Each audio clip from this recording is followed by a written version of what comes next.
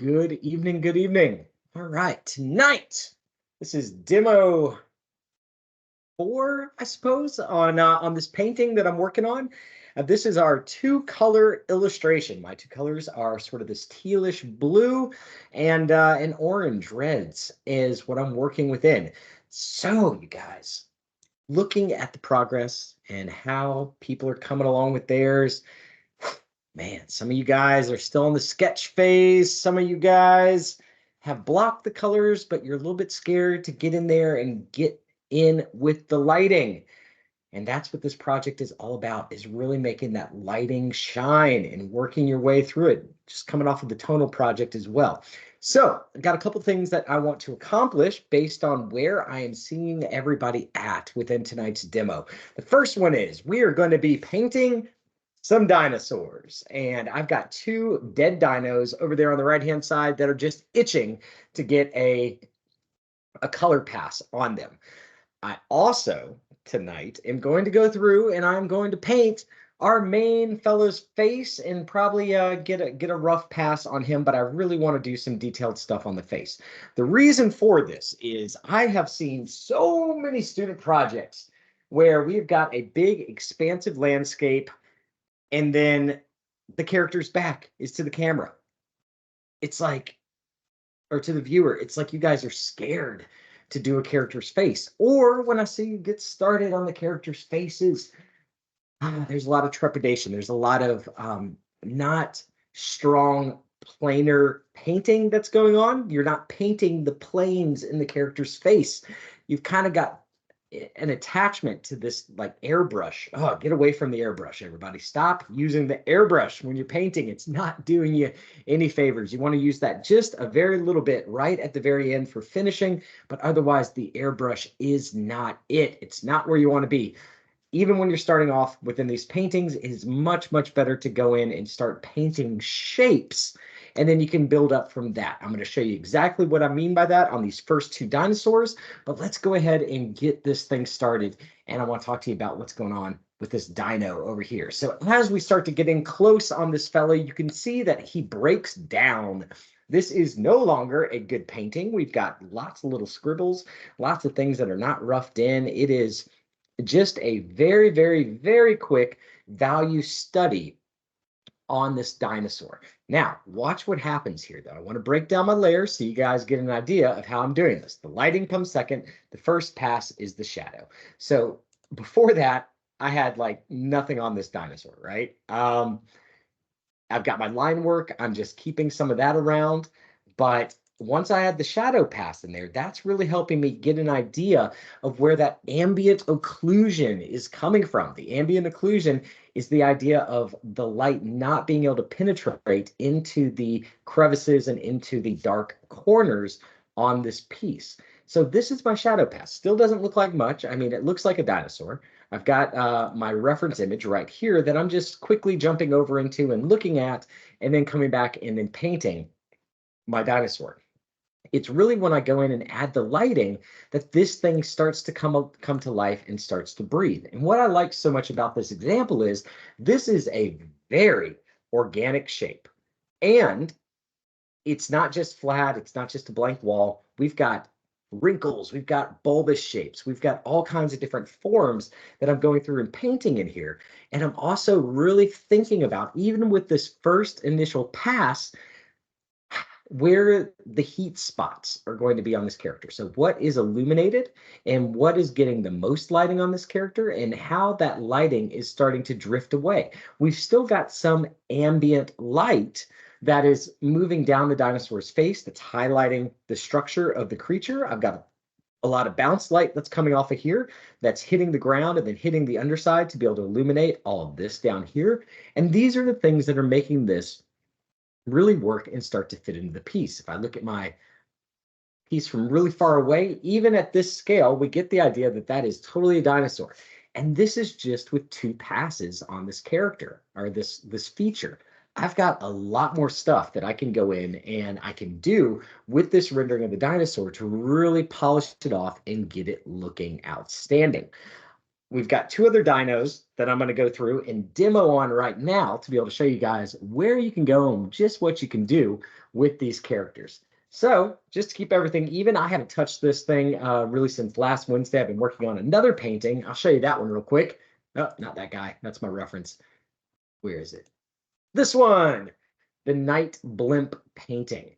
So this one was really a lot of fun. It's got a serious cityscape that I drew in. I got totally sucked into the details in here. You can see all the little line work that's going on. That's still very messy. It's not polished line work by any means, but I don't have the time on this one to be able to go in and make it all completely right. But I do have time to be able to do a shadow and highlight pass on this entire cityscape, as well as getting some of that ambient occlusion from the lights happening, excuse me, the glow from the lights hitting the buildings in some interesting ways. So this thing is really going to start to come together, even though all this stuff down here is a background feature. It's still very, very important to me. And my main focus, where I'm going to handle the most rendering, is going to be on the blimp itself. This has got a lot of nice flat planes for your eye to be able to rest on. And then this clock tower over here has got the most detail. It's going to have the most contrast, the darkest colors within it. And one thing I just want to paint out, I know this isn't the example for this particular demo, but when to use someone else's stuff, right? This clock, I took this from an online image. I'm not going to sit there and try and wrap text around a circle absolutely perfectly. I downloaded an online image and just used the distort tool to be able to fit it into my not quite correct as far as the shape goes clock face within this painting. I'm aware that it could be better, but yeah, I don't want to waste my time. I've tried in the past to draw perfect lettering and things like that on stuff, and it just, gosh, it crunches you, and it takes so much time. It never turns out as good as you want. The letters are never quite the right height, so it is much better in this case for me to get that clock face in there as just an image. All right, back to it. So with the dinosaurs, the way that I've got my layers set up, and I hope that you guys are working the same way, is to go in and I'm just going to, with my selector, hit V on the keyboard, turned on, I'm right clicking here, and I'm going to layer 16. I do not have it numbered, but that's okay because I've set all my layers up in a reasonable working manner. And now all I have to do is hold down the control key and left click, and now I can region select my layer. We're going to do this first dinosaur over here on the left-hand side. And some of the things that you'll notice while I'm doing this, I'm using out of the brush packs that I provided everybody, the NB Line Art Legendary, just to be able to go ahead and get this dino in there.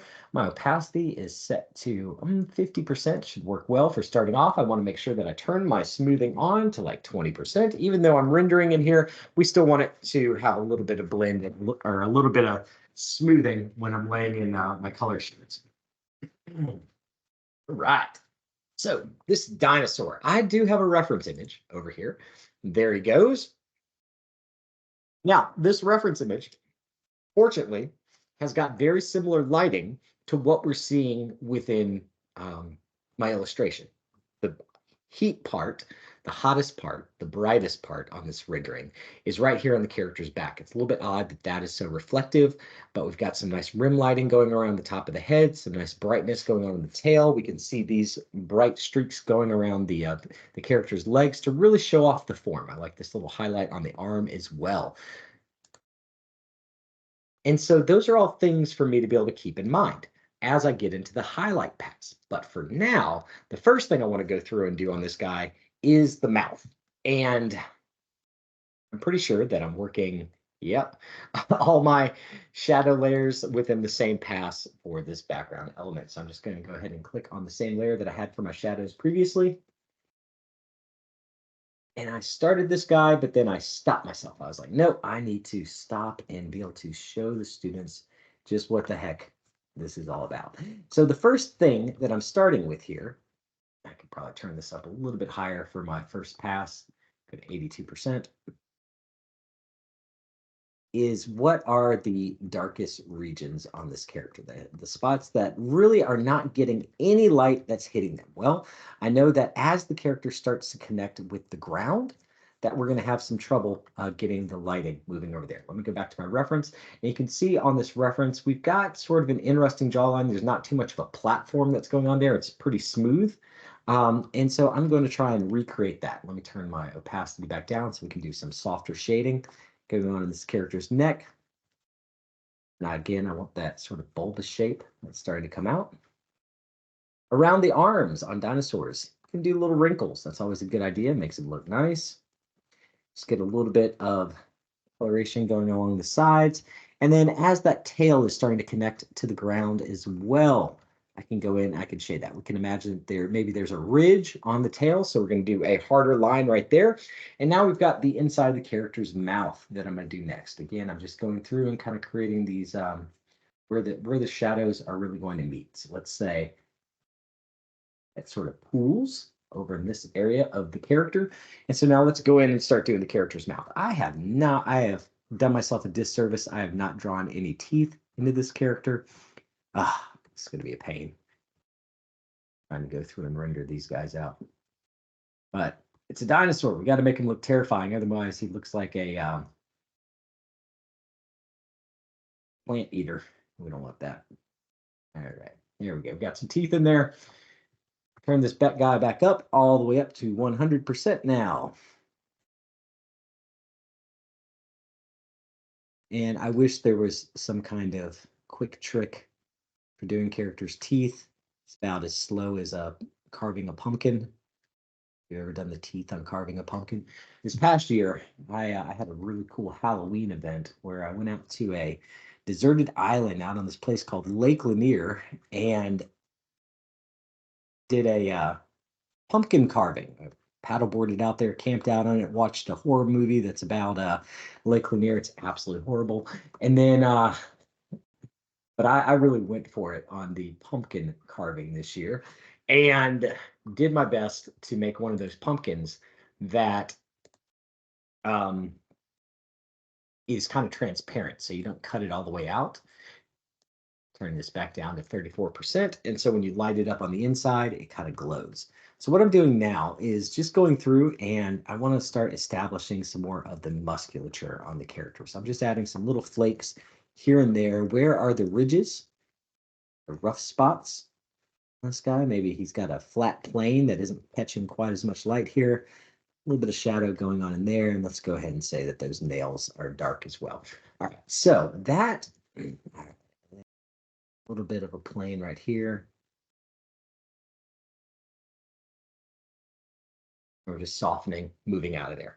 Okay, and then right under the ridge of the eye, one dark shadow, our dinosaur is dead, but we still want to get some kind of ridges going on with the top of them.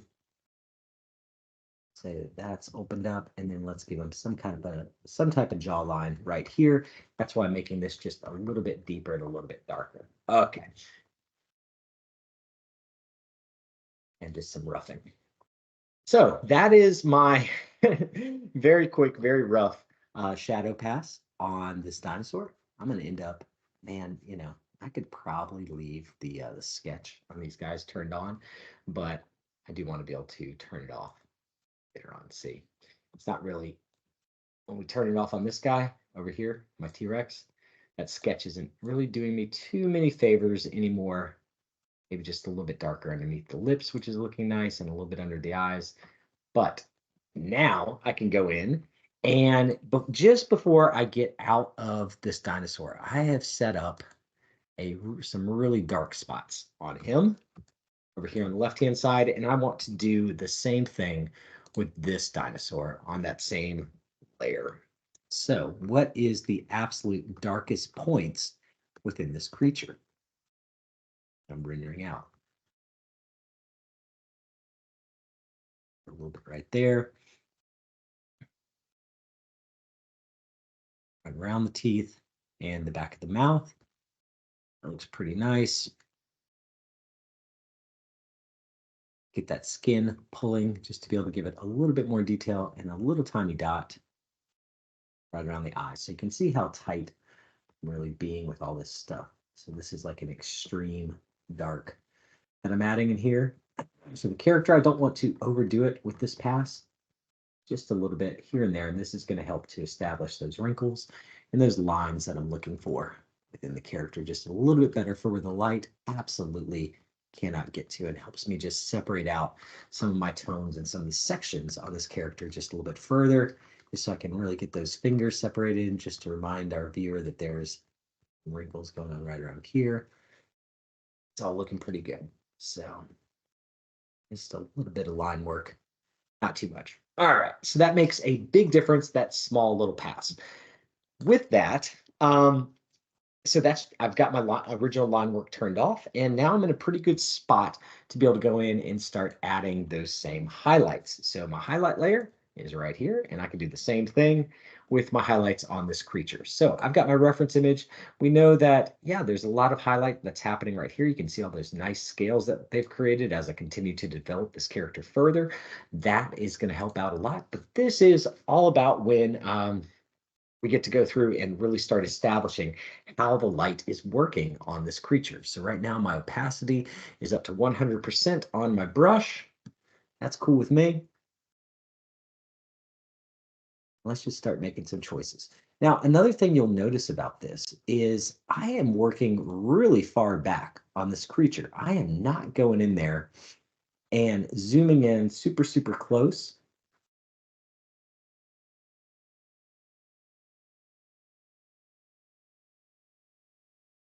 At all.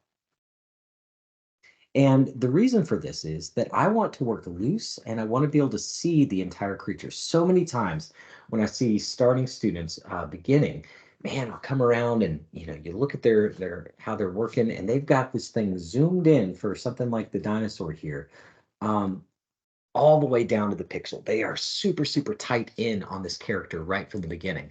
And what that does is that keeps you from being able to work really loose and appreciate the entire piece. Um, as you're working through. So I've just turned my brush down to 27%, and now I'm working from where the brightest highlight on this thing is going to be. So we still got that little bit of texture that's happening right around the character's mouth, right? So that area is going to be really, really bright. We've got some planes. Remember, there's some rim lighting that was going on with the character. We got another heat spot that's going to happen right at the front of the brow as that starts to catch some of the light, and it's going to get pushed back, maybe here on the top of the jaw, or sorry, the cheekbone for our dinosaur, and that's going to get pushed back and it's going to dissipate. For all of this, I want to go through and I want to make it fairly bright, okay? So I'm going over what I just established a second ago. And there's a good reason for that. The reason is I want it to, I know that I'm going to have less bright shapes as I move further back on this dinosaur, right? So I'm not going to be painting this bright anymore.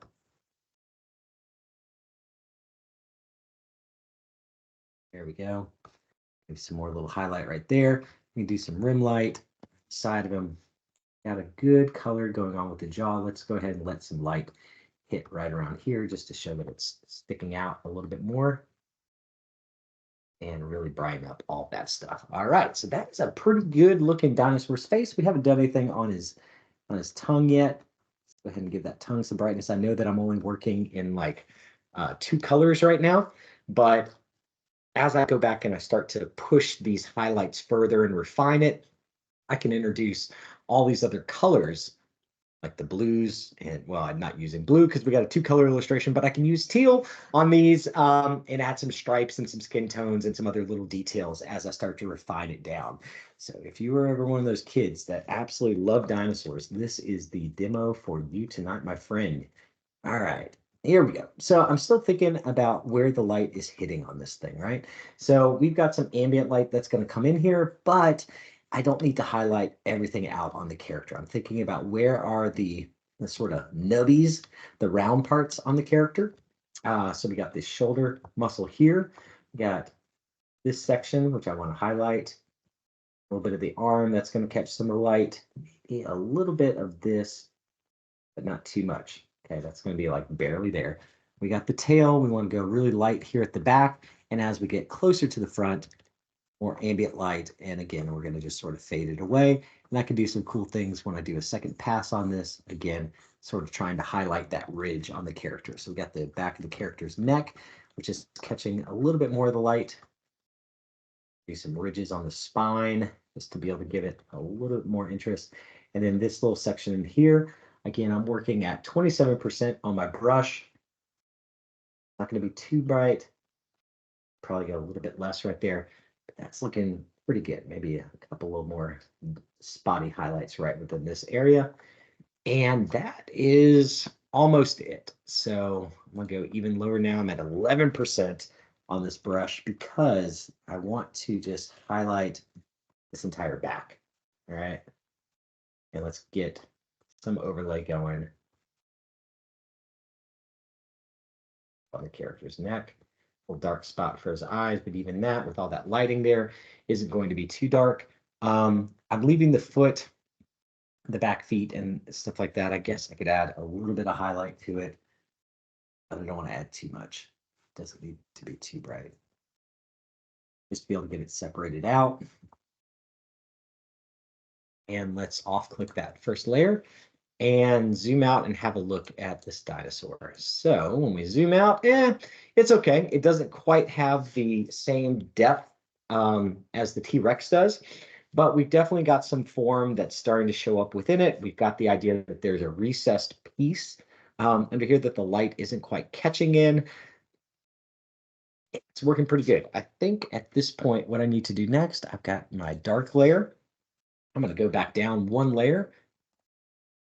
And without my object selected, I'm going to turn this up to like 74%. So it is indeed pretty dark. I want to just go around the edge of this character just to be able to connect him to the ground just a little bit more, right? There's some highlights there, some parts that aren't sticking as well as I'd like for them to. This little part, and then this dark shadow should help to stick our character on the ground quite a bit better. All this back here needs to be quite a bit darker. It's working for me. And then we've got this whole piece inside the mouth, which really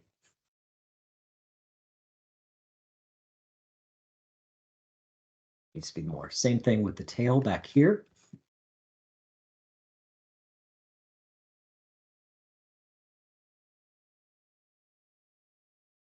And now let's go back up to my highlight layer. And I'm just adding a little bit of polish to be able to make some of this stuff stand out just a little bit better. So this isn't true to the lighting, but I want to add just a little bit of rim light going around the edge of the character where it's not quite as clean as it could be. And same thing goes right around here. So that is going to help to separate out some of these objects that aren't quite showing up, or they're becoming a little bit too muddy on the character. It's a small little thing, but it makes a big detail when we actually zoom back. So now the tail feels much more connected to the ground. The entire creature feels more connected to the ground than it did before. And just that quick, we've got a really strong render. So you guys, when you're working on your pieces, and I ask for you guys to start like blocking this stuff in and thinking through the lighting, this is what I'm looking for. This is it. You need to, it doesn't take that long. This is a really, really quick pass for this little dinosaur here. I've got one more to do in the background. I'm going to knock him out real quick just so that I can say that this thing is done, or this part of my piece is done. And as I move back, that is my darkest color that I'm using. It shouldn't be quite as dark as what's going on within the foreground, but I'm going to cheat it a little bit, and I'm going to use the same color that we were using before. Turn on my shadows again for this initial pass, just so that I've got my colors and my shapes. There it goes. Holding down Control, selecting the layer. Let's do this one a little bit quicker. So this guy is further away. He needs less detail on him. I'm working at 74%. That works for me. Got the whole neck. It's coming around through here, so I know that all of this is going to be good and shaded. Again, you can see the shape that I'm making right now. This is a really, really clean shape, and I'm using a textured brush to be able to create this, but I'm painting shapes. I'm not just using the airbrush and being really kind of wishy-washy or arbitrary about the way that I'm creating these forms, there's a good darn reason for it. All right, so here's where his eye is going to be. We'll say that this entire, okay, turn that down. That's where the nose is going to be at. Let's give him some horns or something going on with the rest of his body, just to give him a little bit of interest. Give him a spine. It's moving down. There's the other section of his neck. Got the other arm muscle that's going to be wrapped around again where the arms meet. This is a great spot to be able to go in and do some wrinkles on your characters. We've got the other eye that's coming along here. Give it a little bit more interest. And a nose, the hand. This whole piece back here is going to be pretty much dark. Fingers. I guess something to think about. I'm a little bit closer on this character than I'd like to be.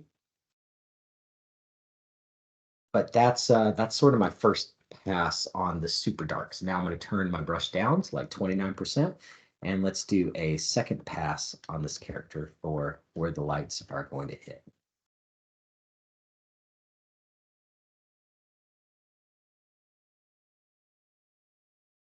So this guy is further back in the shadow, so he's going to get less highlights on him. He's going to be more shaded than the other character.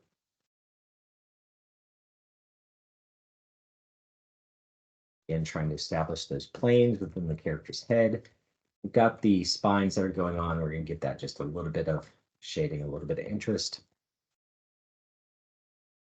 Maybe an occlusion. Foot doesn't get nearly as much shadow, but we do still have some large bulbous shapes that are existing here. Trying to do this one a little bit faster for you guys so we don't get bored watching this video. It's kind of a cool line. I like it. All right, next up, highlight pass. So that is my brightest color on my highlight right now, but because this character is set more in the shadows, I don't want my brightest color for now. I'm going to lighten it up, all the highlights later on these characters when I do a second pass and start really refining them.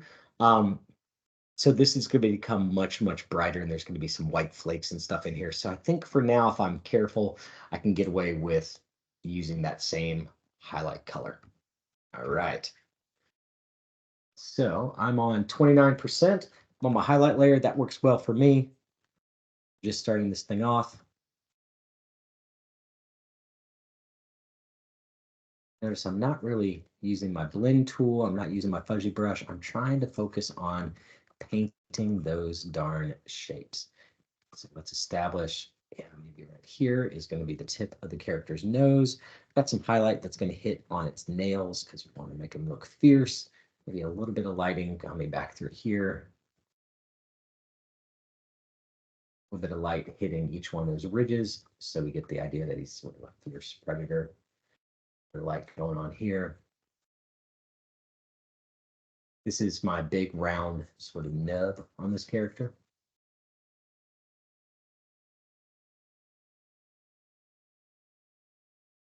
That one is going to get just a little bit, even though it's still a big nub section. A little bit of highlight there. So this is the first time I'm really using the smudge brush on this thing. I just need to be able to soften up some of those highlights. And you'll notice that I'm being really, really cautious with the way that I'm using the smudge brush. I'm not overdoing it, and I'm really thinking about the shapes that I'm creating. So some of these that are separated, I want to pull those together. I'm not overusing the smudge brush. If you overuse the smudge brush within your painting, it's going to look like a little kid doing a finger painting. It's just going to be too oily, too spirally, and too you can overuse the smudge brush very easily. I think I've talked about this before. So add a little bit there, a little bit of bounce light just to be able to separate where the bottom is. And then we'll just say that there's some sort of ambient highlights going on in the character's back just to give it a little bit more interest over there. That's all working well for me. I'm using the smudge brush and just sort of double checking myself if I want to keep some of these around.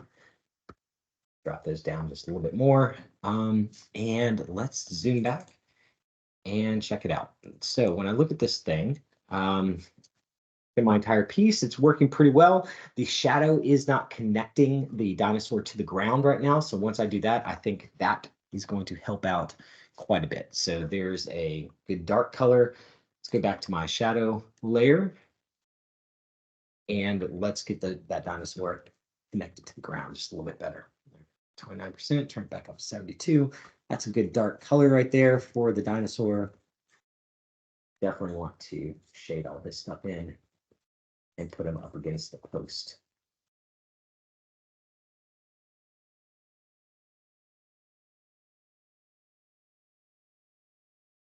Yeah, that's going to have that ambient occlusion where the light doesn't quite hit to underneath the head where it's resting. Definitely want that to be good and dark under there. Resting. That dinosaur got. All right. Some back here underneath this leg. Again, all of this is just going to connect this guy to the ground a whole heck of a lot better. And we're getting a little good contrast here for where the snout's going to be.